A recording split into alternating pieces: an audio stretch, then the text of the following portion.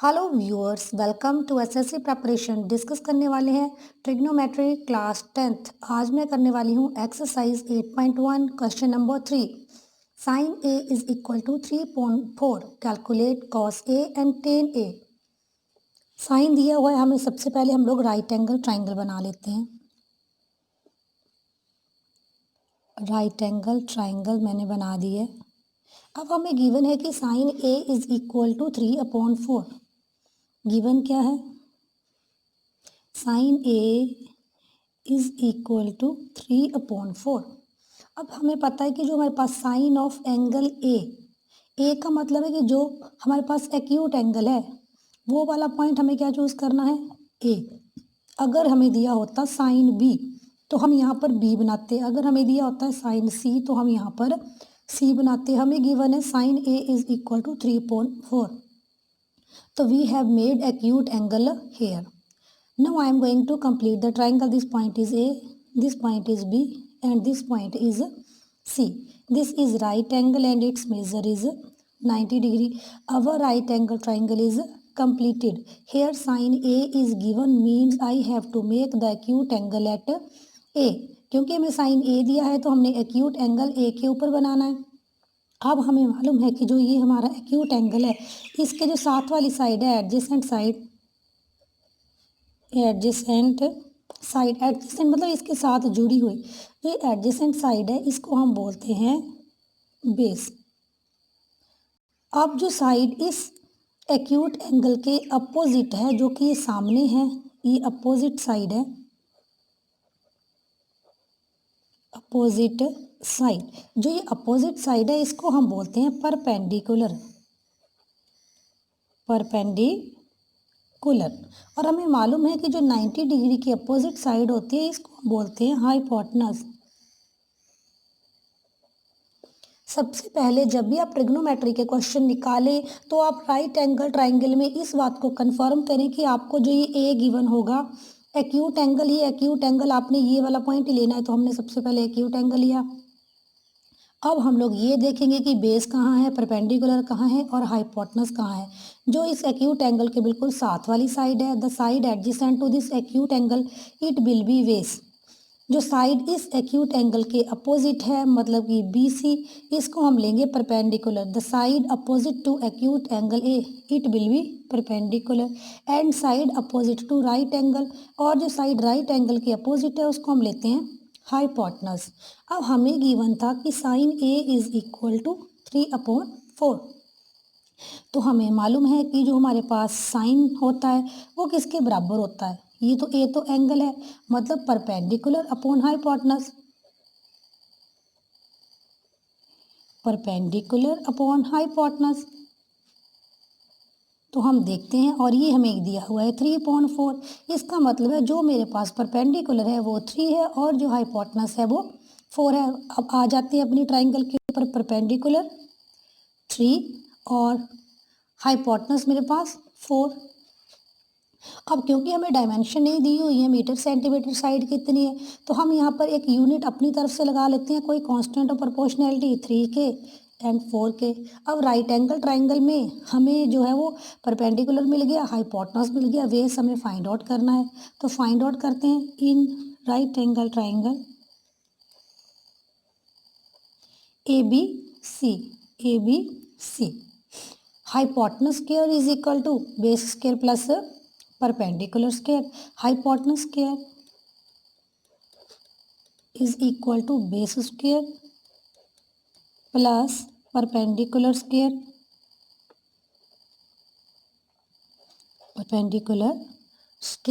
अब हाइपोटेनस हमारे पास क्या है? AC। बेस हमारे पास कितना है? AB।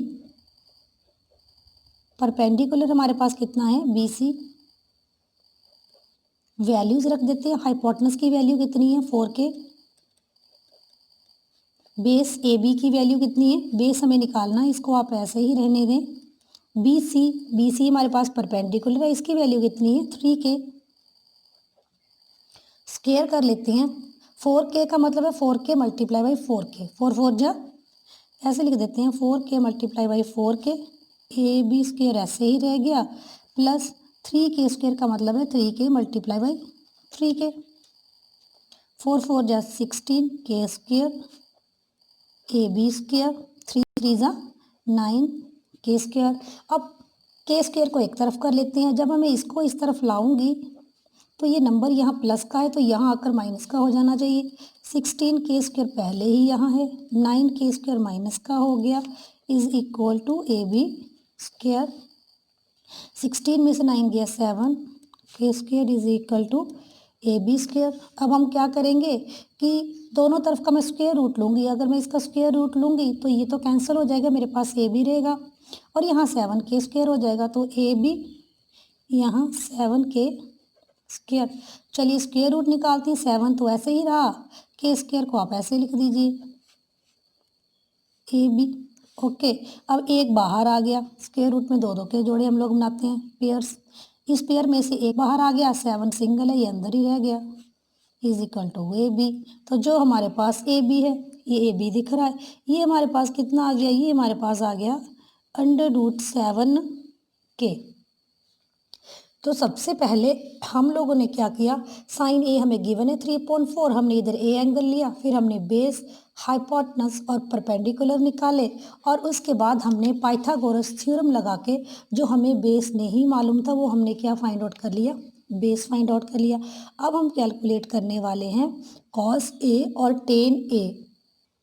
अभी हमने राइट एंगल ट्राइंगल में बेस फाइंड आउट कर लिया था, ये बेस, ये हाइपोटेनस और ये परपेंडिकुलर। अब हम कैलकुलेट करने वाले हैं cos A.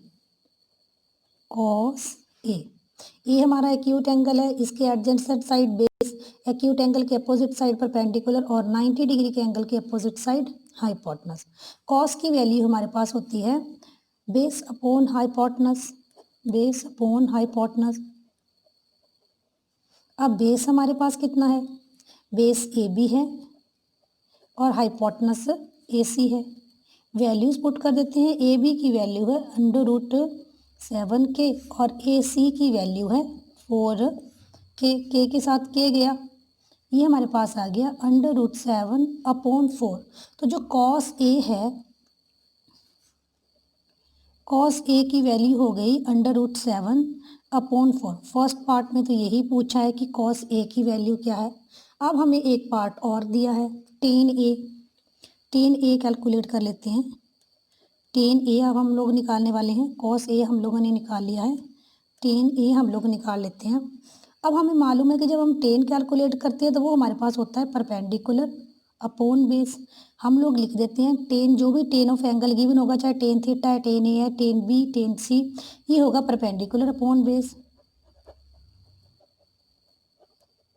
Perpendicular upon base, perpendicular हमारे पास क्या है बी सी, बेस हमारे पास क्या है ए बी। वैल्यूज पुट कर देते हैं। बी सी जो हमारे पास परपेंडिकुलर है वो 3 के है और बेस हमारे पास √7 के है, के से के को काट दो तो जो हमारे पास 10 बचा, ये बचा 3/√7। 10 ए भी हमने निकाल लिया 3/√7। अभी हमने सॉल्व किया एक्सरसाइज 8.1 क्वेश्चन नंबर 3। अगर कंसेप्ट क्लियर है तो वीडियो को लाइक, शेयर और सब्सक्राइब जरूर करें। ट्रिग्नोमेट्री के अदर वीडियोस देखने के लिए और क्लास 10th के अदर वीडियोस देखने के लिए हमारे चैनल एसएससी प्रिपरेशन को सब्सक्राइब करें। Thanks for watching.